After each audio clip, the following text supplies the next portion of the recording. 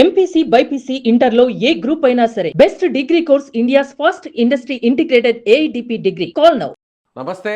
ఇటీవల కాలంలో బంగారం వెండి ధరలు హెచ్చు తగ్గుదలు వరుసగా షరామామూలుగా మారిపోయాయి.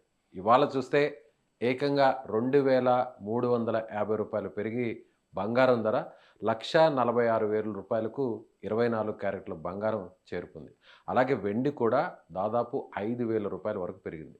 సో ఇంకా కూడా పెరిగే అవకాశం ఉందా, లేదంటే ఈ ధర స్థిరంగా కొనసాగేటువంటి ఛాన్స్ ఉంది? తెలుసుకుందాం. మనతో పాటు ఉన్నారు మార్కెట్ అనలిస్ట్, ఎక్స్పర్ట్ అయినటువంటి ప్రశాంత్ గారు. సార్ నమస్తే. నమస్తే విజయ్ గారు. ప్రశాంత్ గారు, మీరు చెప్తూనే ఉన్నారు చాలా సందర్భాల్లో ఇదే సరైనటువంటి సమయం గోల్డ్ మీద ఇన్వెస్ట్ చేయడానికి.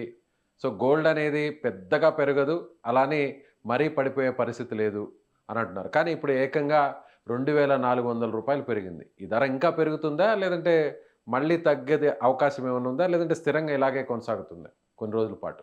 విజయ్ గారు, ఇప్పుడు మనము బంగారం కానీ వెండి కానీ మీరు చూస్తే అవి మనకు తరతరాలుగా కూడా ఒక ఇన్సూరెన్స్ అసెట్, అంటే అత్యవసరంగా ఆదుకునే సాధనాలుగా కొన్ని వందల సంవత్సరాలుగా వస్తుంది.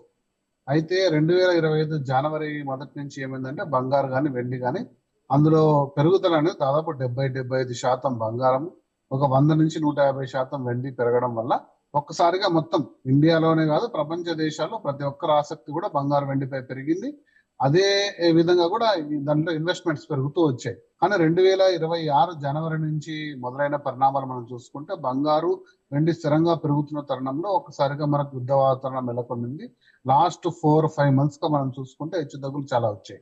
దీనికి 2 కారణాలు ఏంటంటే, అమెరికాలో ఉన్న డాలర్ యొక్క ఆధిపత్యం పెరుగుతుందా తగ్గుతుందా, ఫెడ్ రిజర్వ్ దాని వడ్డీ రేటు పెంచుతుందా తగ్గిస్తుందా, డాలర్ ఆధారిత ఇన్వెస్ట్మెంట్లు అంటే యుఎస్ బాండ్, యుఎస్ ట్రెజరీస్ లో ఇన్వెస్ట్ చేసిన వాళ్ళు డబ్బులు తీసుకొచ్చి తిరిగి బంగారంపై పెడుతుందా లేదా, అంటే ఈ 3 అంశాల మీదే బంగారు ధర అనేది దాదాపు చుట్టుముట్టవుతుంది మనం చూసుకుంటే. సో కాబట్టి ఇప్పుడు యుద్ధ పరిస్థితులు అనేది మీరు నేను చెప్పలేని పరిస్థితి విజయ్ గారు. మనం ఎన్నిసార్లు చర్చించుకున్నా యుద్ధ వాతావరణం గురించి చెప్పే పరిస్థితి ఎవరికి లేదు. ఎందుకంటే ఈ రోజు స్ట్రైట్ ఆఫ్ హార్మజ్ క్లోజ్ చేస్తున్నారు, ఓపెన్ చేస్తున్నారు, అమెరికా దాడి, పరస్పర దాడులు, ఇది పెరుగుతుందా తగ్గుతుందా, యుఎస్ లో ద్రవ్యోల్బణం అనేది పెరుగుతుంది. కాబట్టి యుఎస్ ఫెడ్ రిజర్వ్ అంటే మన ఆర్బీఐ టైప్ లో సెంట్రల్ బ్యాంక్ వడ్డీ రేట్లను తగ్గేది స్థిరంగా ఉంచుతుంది. కాబట్టి అందులో పెట్టుబడులు ఎవరు వెనక్కి తీసుకోరన్న తరుణంలో బంగారం మనం చూసాం దాదాపు 10,000 తగ్గి 1,39,40,000 24 క్యారెట్స్ ట్రేడ్ అయిన టైం మనం చూసాం. అక్కడి నుంచి స్థిరంగా మళ్ళీ పెరుగుతూ వచ్చింది. మళ్ళీ యుద్ధ వాతావరణం అనేది వస్తుంది, బంగారం అనేది తిరిగి పెరుగుతుంది అనే ఒక నమ్మకం మీద పెట్టుబడిదారులు తిరిగి పెంచుతూ వెళ్తున్నారు. కాబట్టి విజయ్ గారు, మనము ఇందులో ముఖ్యంగా మనం చూసుకోవాల్సిన సమస్య ఏంటంటే, మీరు పెట్టుబడిదారు అయితే బంగారులో ఇన్వెస్ట్మెంట్ అవుతుంటే ఇటువంటి పరిస్థితిలో మీరు లాంగ్ టర్మ్ ఇన్వెస్ట్మెంట్ అయితే దీంట్లో ఎంటర్ కాండి. షార్ట్ టర్మ్ ఇన్వెస్ట్మెంట్ లో మీరు ఎక్కడ లేని డబ్బన్నా తీసుకొచ్చి ఏదో పెరిగిపోతుంది, ఈ రోజు రూపాయి పెట్టి రేపు 2 రూపాయలు చేసుకుందాం, ₹1,00,000 2 లక్షలు చేసుకుందామని అప్పులు చేయడం, వడ్డీలు చేయడం మానేసి స్థిరంగా మీరు ఒక లాంగ్ టర్మ్ పర్స్పెక్టివ్ అంటే మినిమం ఒక 1-2-3 years హొరైజన్ లో మీరు పెట్టుబడులు పెట్టగలిగితే బంగారు ఖచ్చితంగా 2 నుంచి 2.5 లక్షలు వెళ్లే సాధనమే అండి. మనం చాలాసార్లు డిస్కస్ చేశాము. సో ఆ అంశాన్ని నేను మళ్ళీ తిరిగి చెప్తున్నాను, బంగారు లాంగ్ టర్మ్ లో మంచి రిటర్న్స్ ఇచ్చే సాధనమే. కానీ షార్ట్ టర్మ్ లో మీరు ఈ మార్కెట్ ఒడిదొడుకులు లేదా ప్రపంచ దేశ పరిస్థితులు మీరు క్షుణ్ణంగా పరిశీలిస్తూ ముందుకు వెళ్తే తప్ప మీకు ఇన్వెస్ట్మెంట్ పరిస్థితి అర్థం కాదు. అలాగే సిల్వర్ కూడా సేమ్ మార్కెట్ క్యాప్ అండి, దాదాపు 2,45,000 లో ట్రేడ్ అవుతున్న సిల్వర్ కూడా 3.54 lakhs వరకు దానికి పొటెన్షియల్ ఉంది. కాకపోతే దానికి కూడా బాగా టైం పడుతుంది. సో అంతర్జాతీయ పరిస్థితులు, ముఖ్యంగా డాలర్ యొక్క బలం, డాలర్ యొక్క విలువ బట్టి బంగారం ట్రేడ్ అవుతుంది. కాబట్టి మీరు దాన్ని ఆ పరిస్థితిలో అవగాహన చేసుకుని దాంట్లో పెట్టుబడులు పెట్టమని మనం ముందు నుంచి చెప్తున్నాం. ఇప్పుడు అదే పరిస్థితులు మనకు రిఫ్లెక్ట్ అవుతుంది. ఎస్, ఇప్పుడు ఇరాన్ మీద అమెరికా దాడులు, మళ్ళీ తిరిగి ఇరాన్ కూడా అదే స్థాయిలో ప్రతిస్పందన. సో దీనివల్ల కూడా ఏమన్నా ఈ బంగారం ధరలు పెరిగినటువంటి పరిస్థితి ఉంది అనుకోవచ్చా? ఖచ్చితంగా అండి విజయ్ గారు. ఎందుకంటే ఇరాన్ ప్రపంచ దేశాల్లో ఎక్కడ కూడా యుద్ధం జరిగినా అనిశ్చితున్నప్పుడు బంగారు ధర పెరగాలి. కాకపోతే ఇరాన్, ఇరాక్ లేదా ఈ మిడిల్ ఈస్ట్, పశ్చిమాసియా దేశాల్లో యుద్ధం వాతావరణం లేదా యుద్ధం పరిస్థితులు వచ్చినప్పుడు మనకు చమురు ధరలు ఇంపాక్ట్ అవుతాయి.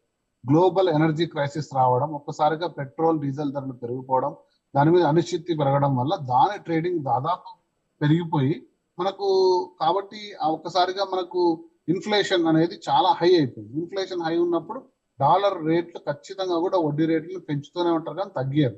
సో వడ్డీ రేట్లు పెరిగినప్పుడు ప్రతి ఇన్వెస్టర్, అంటే నేను చెప్పేది హోల్సేల్ ఇన్వెస్టర్స్, ఇన్స్టిట్యూషనల్ ఇన్వెస్టర్స్, అంటే కొన్ని లక్షల కోట్లు పెట్టుబడి వాళ్ళందరూ కూడా ఈరోజు డాలర్ మీద ఇన్వెస్ట్మెంట్లు చేశారు. 4-5% వడ్డీ పొందుతున్నారు.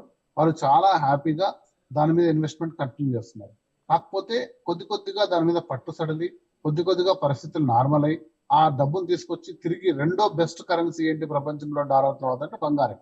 మీరు ఎన్ని చెప్పుకున్నా బంగారం అనేది సెకండ్ బెస్ట్ కరెన్సీ కాబట్టి తిరిగి దాని మీద పెట్టుబడులు పెట్టడం వంటి అంశాలు చూసుకుంటే కనుక బంగారం అనేది తిరిగి పెరిగే అవకాశం ఉంది విజయ్ గారు. కాబట్టి స్థిరంగా పెట్టుబడి చూసుకుంటే మనము ఈ యుద్ధ వాతావరణం సడలిపోతుంది, అది ఎప్పుడు అనేది చెప్పలేము. కానీ తిరిగి సడలిపోతే మళ్ళీ తిరిగి నార్మల్ వాతావరణం వస్తుంటే 1,60,000 1,70,000 త్వరలోనే చేరుకోవచ్చు అనేది ఒక అంచనా.